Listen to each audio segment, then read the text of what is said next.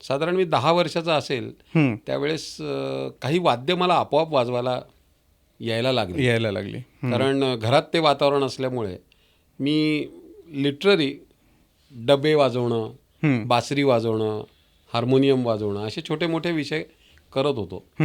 आणि मला आठवतंय साधारण एक वयाच्या 10व्या वर्षी आमच्या जळगाव आकाशवाणीवर बालविश्व म्हणून एक कार्यक्रम व्हायचा. आणि त्या बालविश्व कार्यक्रमामध्ये मी बासरीवर 3 गाणी वाजवली होती.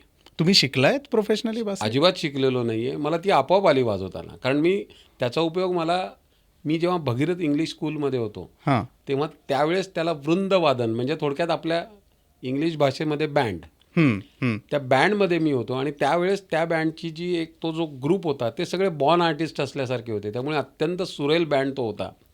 आणि त्याच्यामध्ये मी बासरी वादन करायचो. अरे वा. त्यामुळे आकाशवाणीवर मला पहिला माझं पाऊल पडलं ते त्या बासरी वादनाच्या निमित्ताने. अच्छा. आणि तिथपासून जो संगीताचा विषय सुरू झाला माझ्या आयुष्यात तो आता सद्यस्थितीमध्ये कंटिन्यू आहे.